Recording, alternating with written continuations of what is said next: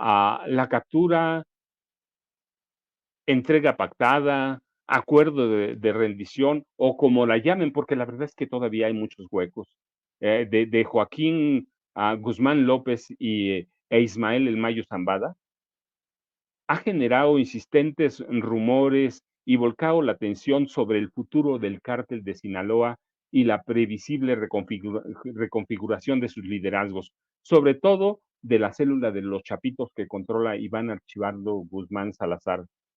La titular de la Secretaría de Seguridad Pública, Rosa Isela Rodríguez, informó que el gobierno de Estados Unidos ha entregado algunos datos sobre los hechos del pasado 25 de julio, en una pista privada en Santa Teresa, Nuevo México, que no en El Paso, hay que aclararlo eso. Santa Teresa es una comunidad pequeñita que hace frontera entre Nuevo México y, y Texas, pero toda eso fronteriza con Ciudad Juárez. Este, ha dicho que se ha entregado información, aunque todavía es muy incompleta. Si hubo una especie de acuerdo entre personas en reclusión y entre personas en libertad, es decir, entre los Chapitos, Ovidio Guzmán López, que está preso, y Joaquín Guzmán López para entregarse a Estados Unidos, todavía hay, hay muchos huecos, yo digo no huecos, hay boquetes. Y eso ha generado especulaciones, rumores sobre las relaciones policiales México-Estados Unidos, las relaciones de inteligencia. La realidad es que la entrega, eh, este, la caída de Ismael Zambada García y del Chapito Joaquín Guzmán López ha abierto, ha hecho que pongamos el enfoque de las noticias en el cártel de Sinaloa y el futuro que puede tener, eh, este, y el impacto que va a tener en la organización si el Chapito Ovidio, cuyo juicio, Ovidio Guzmán López, cuyo juicio inicia, no recuerdo si el último día de septiembre o el primer día de octubre, si él se acoge a la figura de testigos protegidos, eso va a ser como una bomba. Eso va a ser como una bomba porque va a tener o a tener un impacto en la configuración del cártel de Sinaloa. Abiertamente, ¿qué va a pasar? No lo sabemos, pero recuerden, el cártel de Sinaloa tiene 4 grandes células. Una, la del Mayo Zambada. La del Mayo Zambada, la otra, la de Aureliano Guzmán Loera, que es un tipo escurridizo, un capo hermano y socio del Chapo Guzmán y del Mayo Zambada. La otra célula o facción del cártel de Sinaloa o cártel del Pacífico, como también se le conoce, es la de los Chapitos. Y la otra célula, la de Rafael Caro Quintero. ¿Cómo se va a reconfigurar? No lo sabemos, no lo sabemos, pero que se va a reconfigurar, claro que sí. La cuestión es, ¿qué puede hablar o qué pueden hablar Ovidio Guzmán López y su hermano Joaquín Guzmán López, hijos del Chapo Guzmán? ¿Qué van a decir? ¿Qué van a contar sobre sus hermanos? ¿Qué va a contar Ovidio sobre la organización de los Chapitos, sobre la organización del cártel de Sinaloa? ¿Qué van a contar Ovidio y Joaquín? Nadie lo sabe. Si negociaron, claramente que el gobierno de Estados Unidos va a exigir información, va a querer información, mucha de esa información ya la tiene. Se supone que Joaquín Guzmán López es informante de hace tiempo de, de las autoridades de Estados Unidos, de la DEA específicamente, pero una cosa es lo que le pueda dar como informante desde México y otra cosa es la información que le ofrezca sobre cómo operan las células, todas las 4 células del cártel de Sinaloa, cómo operan sus hermanos, cómo opera o cómo operaba Rafael Caro Quintero, cuya célula, el cártel de Caborca, está muy disminuida. Así que todo eso hace atractivo el tema de, de, de la caída de Ismael El Mayo Zambada y de Joaquín Guzmán López. Joaquín Guzmán López fue enviado al Centro Correccional Metropolitano de Chicago, a donde estaba su hermano, o sea, a donde estaba su hermano Ovidio. El Mayo fue trasladado a una Corte Federal en Texas, pero se sabe que hoy o en los próximos días será enviado a Nueva York. Así que el nuevo destino del Mayo Zambada sería la Corte Federal de Estados Unidos en Brooklyn. El nuevo juicio para el Mayo Zambada está programado o previsto para el 9 de septiembre, en el mismo tribunal a donde se condenó a cadena perpetua a Joaquín El Chapo Guzmán, a su compadre. Informes del periodista Armando Hernández del periódico La Opinión de Los Ángeles detallan que la noche del martes el destino del Mayo Zambada sería similar al de su compadre y socio fundador del cártel de Sinaloa, Joaquín El Chapo Guzmán, Nueva York. Así que el capo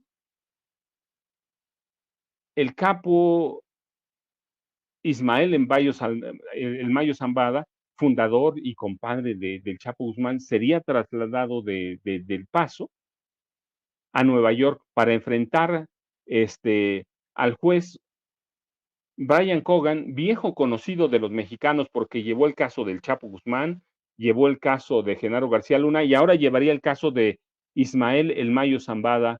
Frank Pérez, abogado defensor del Mayo, confirmó el traslado, aunque dijo que no se ha concretado ninguna fecha en la que el capo de la droga sería enviado a Nueva York.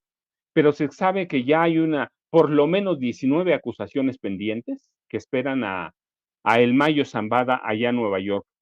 Pero a falta de la confirmación oficial y los detalles de dicho traslado, revelaciones periodísticas de Armando Hernández describen que el Departamento de Justicia decidió enviar al Mayo a Nueva York porque sienten que el caso es más sólido allá y están preocupados por problemas de seguridad que involucrarían la presentación de El Mayo Zambada en El Paso.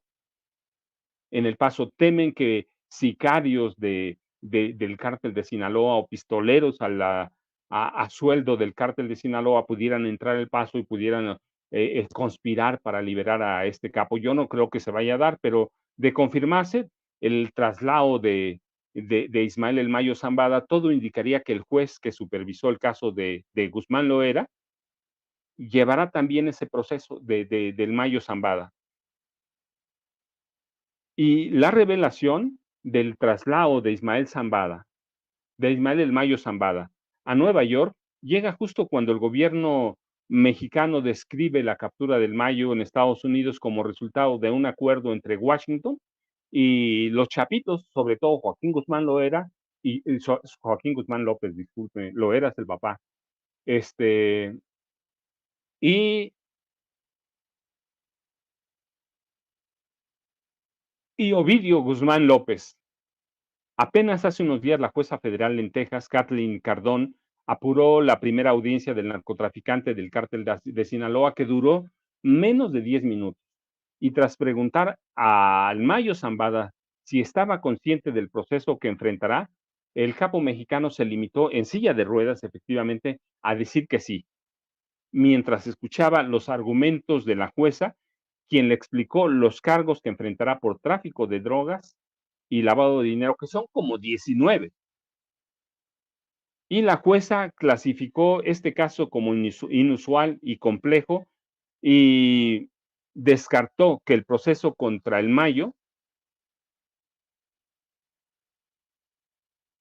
vaya a ser un caso rápido de juzgar, un caso expedito por la complejidad que representa a la personalidad y todo lo que carga atrás la historia delictiva criminal de El Mayo Zambada. Así que se programó la próxima audiencia para el 9 de septiembre, pero hoy hay informes periodísticos de que esta audiencia del Mayo Zambada se realizaría o podría realizarse en la Corte Federal en Nueva York, a donde se llevaron los casos de El Chapo Guzmán y de Genaro García Luna.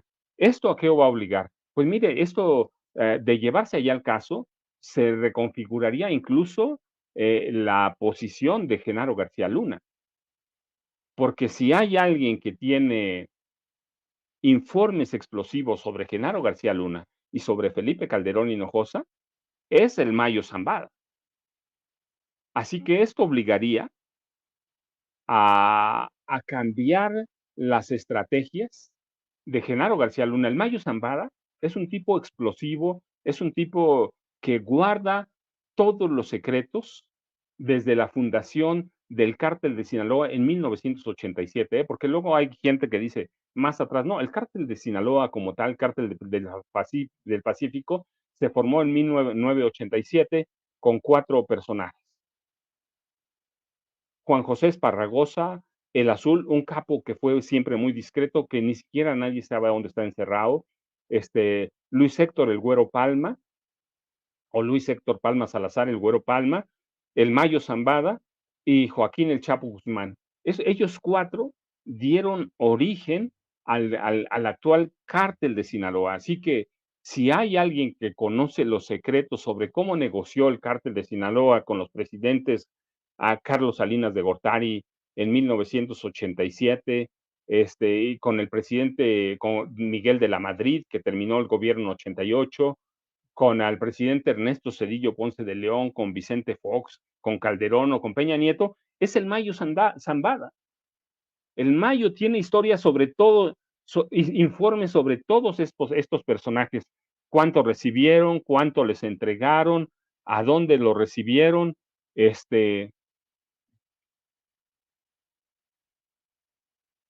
cuánto ¿Cuánto puede afectar? Pues los conoce a todos. Hay, por ejemplo, informes fundamentales que dio a conocer Vicente Zambada Niebla, su hijo, como informante de Estados Unidos, de que el cártel de Sinaloa, ya con el Mayo a la cabeza, tenía en su nómina secreta a, a Genaro García Luna. Y ya hay informes sobre cómo negoció con el gobierno de Felipe Calderón. Así que el traslado del Mayo Zambada a Nueva York obligaría a Genaro García Luna a replantear todo lo que ha pasado en el narcotráfico de este país a partir de 1987. ¿Sí? Ya le abarcaría a cuántos presidentes, Miguel de la Madrid Hurtado, que autoriza la creación de esa cárcel, Miguel de la Madrid Hurtado, Carlos Salinas de Gortari, que negocia con ellos a través de Guillermo González Calderón, y que es un policía, que fue un policía que fue tan poderoso como Genaro García Luna, conoce los secretos del hermano de Carlos Salinas de Gortari, de Raúl Salinas de Gortari, conoce los secretos sobre cómo operaba la familia política de Ernesto Zedillo Ponce de León. Yo se los he comentado, está bien, hay evidencias muy sólidas de que el papá de la esposa de Ernesto Zedillo, Nilda Patricia Velasco de Zedillo, el papá y los hermanos controlaban el cártel de Colima, y todos esos informes los tiene ¿quién? El Chapo Guzmán, discúlpeme, el Mayo Zambada, que es un tipo metódico, es un tipo estudioso, es un tipo que aprendió a estar bajo las sombras o atrás del escenario, es un tipo que sabe cómo negoció Genaro García Luna en el gobierno de Vicente Fox Quesada, cómo algunos generales en el gobierno de Vicente Fox negociaban y estaban en la nómina del cártel de Sinaloa y, claro, de Felipe Calderón Hinojosa, de Vicente Fox y de Felipe Calderón Hinojosa. Así que el traslado de Ismael El Mayo Zambada a Nueva York puede ser explosivo, no solo para el cártel de Sinaloa, puede ser explosivo para todos estos presidentes que de una u otra forma estuvieron involucrados en la formación, desarrollo y consolidación del cártel de Sinaloa y en la gran cadena de corrupción de funcionarios mexicanos. ¿Cuándo lo van a trasladar? No lo sabemos, pero en la medida que pasan los días, la caída, rendición pactada o entrega de El Mayo Zambada va a ser explosiva para el cártel de Sinaloa. ¿Hasta dónde lo van a aguantar? ¿Hasta dónde va a ser? Mire, la verdad es que nadie sabe, pero hoy prácticamente toda la prensa está inmersa o metida en el caso de Ismael Zambada García, Raimundo Riva Palacio, todos, la verdad, todos van a aprovechar ese caso para para golpear o para crear una narrativa, para lo que sea. El Mayo Zambada no es cualquier cosa, es el capo más importante del momento, es el capo más buscado, o por lo menos lo fue hasta el día de su caída, el capo más buscado en el mundo que logró hacer del cártel de Sinaloa una organización que opera en 100 países, 99 además de México, en 100 países, es un capo que logró que los narcotraficantes mexicanos produzcan droga en Colombia,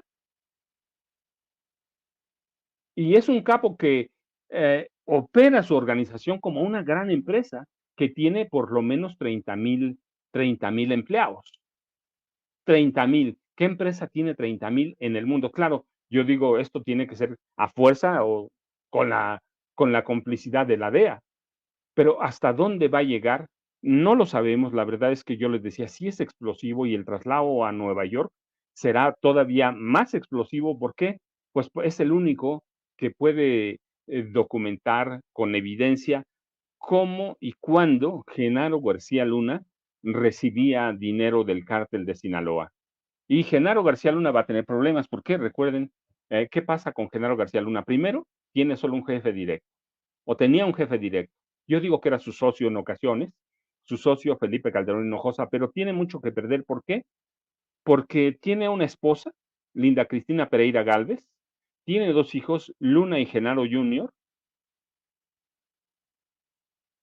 que hoy gozan de los dineros mal habidos de Genaro García Luna. No solo los 750 millones de dólares que le entregó el gobierno de Enrique Peña Nieto, no.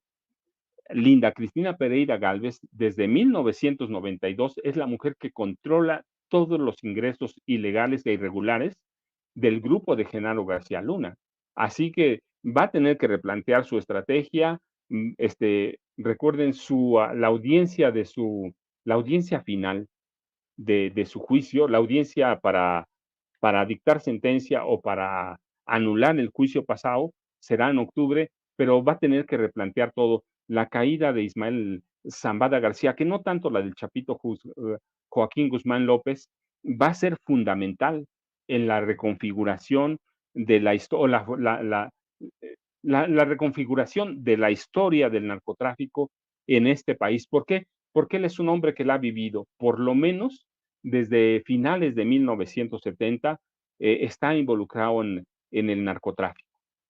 Y a partir de 87, ya como capo, sino un gran capo, este, participó en la entrega de dinero a los gobiernos de todos esos presidentes de la Madrid, Salinas, Cedillo, Fox, Calderón y Peña, 6 presidentes.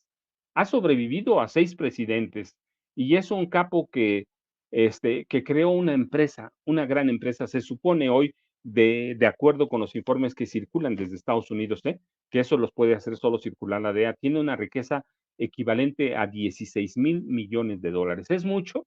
Bueno, pues nada más hay que recordarle que su hijo, Vicente Zambada Niebla, el Vicentillo, cuando llegó a un acuerdo como informante de Estados Unidos, firmó y se comprometió a regresarle, a entregarle al gobierno de Estados Unidos 1,600 millones de dólares. En eso, esto era parte de la riqueza del Vicentillo, de Vicente Zambada Niebla, 1,300 millones de dólares entregarle. El resto se lo va a quedar. Lo puede disfrutar porque ya está en libertad.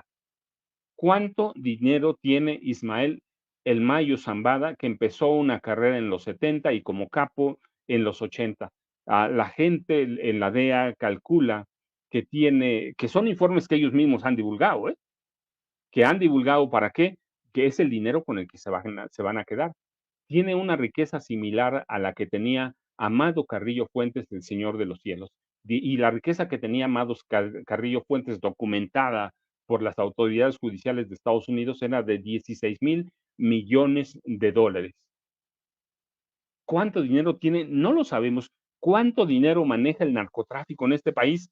Hace por lo menos en 2008, cuando escribía mi primer libro, Cártel de Juárez, Hacienda me entregó informes de que en esa época el narco manejaba a dinero negro, que así se le llama, dinero negro por un cercano a $50,000 millones anuales. $50,000 millones anuales que obtenían los cárteles mexicanos. Claro, todo ese dinero se iba al extranjero. ¿Cuánto manejan hoy? Por lo menos $100,000 millones. ¿Es mucho? ¿Es una barbaridad? ¿Es poco? Es el negocio más grande del mundo. Así que el narcotráfico como tal, al que hoy se suma como crimen organizado, recuerden, en algún momento, hasta los 80, los cárteles mexicanos eran esos cárteles dedicados al narcotráfico. En el proceso, en los 90 y a los 2000, cambia, sobre todo en 2006, ya es consolidado como crimen organizado. ¿Por qué se le denomina crimen organizado? Porque se suman ingresos por extorsión o cobro de piso, por trata de personas, por trata de indocumentados, ah, por negocios alternos como el control de sindicatos, el control de manejo de desechos, el control de exportaciones clandestinas de acero a China, es decir, el control de extorsión a aguacateros, a productores de limón, es decir, a grandes mineras, los cárteles dejan de ser eso, cárteles para convertirse en mafias cuando controlan más negocios, sobre todo el de la extorsión. Y ya lo decía el presidente, es algo que no se ha podido controlar. Así que el Mayo Zambada conoce, es la historia del narcotráfico en este país. Ismael El Mayo Zambada García es la historia del narcotráfico moderno, que es cuando la gente empieza a descubrir en los 80, empieza a descubrir que tenemos narcotráfico. Yo les he dicho, en este país tenemos narcotráfico desde 1911, en 1914 se consolida de la mano de dos coroneles, uh, Esteban Cantú Jiménez y Abelardo L. Rodríguez. Después Abelardo se hace general, se hace el hombre fuerte de Baja California y en el 32 lo, llega a la presidencia de la República como el último reducto del Maximato y es considerado el primer gran mafioso del país. Así que tenemos narcotráfico desde entonces, pero como lo conocemos hoy, la gente lo descubre en los 80. Mucha gente todavía piensa hoy que el narcotráfico en este país nace en los 80 y no, de veras. Abelardo L. Rodríguez, en algún momento dado, fue el hombre con más dinero en este país gracias a los recursos del tráfico de drogas. No era crimen organizado, era tráfico de drogas, aunque él controlaba otros negocios, controlaba la prostitución, en Mexicali, en Tijuana, pero era considerado todavía narcotráfico y se hace el hombre más rico de México, dueño de Sonora y presidente de México. Y Miguel Alemán Valdés controla también el narcotráfico, así que tenemos narcotráfico ya hace por lo menos, como lo conocemos hoy, hace 110 años. Yo decía 1911, pero voy a 1914, que es cuando la ONU y Estados Unidos empiezan a prohibir las llamadas drogas duras en esa época. La heroína, la cocaína, este, eh, y otras drogas duras. Pero hasta antes de eso, las drogas eran moneda de curso legal, ¿eh? Había, en la frontera de México, Estados Unidos, había fumaderos de opio, pero como cantinas. Yo recuerdo que he consultado documentos de Estados Unidos de esa época, 1911, 1914, tenían 350,000 adictos censados. Así que el negocio de la droga es muy viejo, pero en México de pronto da la impresión que en los 80, con Miguel de la Madrid y Carlos Salinas, nace el narcotráfico. No, lo que hay en los 80 es una especie de reconfiguración, reconfiguración de los narcotraficantes y desaparece el cártel de Guadalajara y nacen los cárteles históricos, o como lo conocemos nosotros, ¿sí? Cártel de Juárez, cártel de Sinaloa, cártel de Tijuana, este, me falta uno, cártel de Juárez, cártel de Tijuana, y el cártel del Golfo. Y esos 4 cárteles después dan origen a cualquier cantidad de cárteles, de mini cárteles, de células. Felipe Calderón y Genaro García Luna crean Jalisco Nueva Generación, crean la familia michoacana, Y tenemos después, en ese proceso nacen los Zetas, pero todo esto es derivado de la política, y yo digo de la visión criminal, de veras, de Genaro García Luna, ¿eh? Entonces, el punto, regresamos al inicio, la caída del Mayo Zambada y su eventual traslado a la Corte Federal en Nueva York, a donde a la del juez Brian Cogan, a donde juzgaron al Chapo Guzmán y a Genaro García Luna, podría reconfigurar y cambiar eventualmente la historia del narcotráfico en este país. ¿Por qué cambiar la historia del narcotráfico en este país?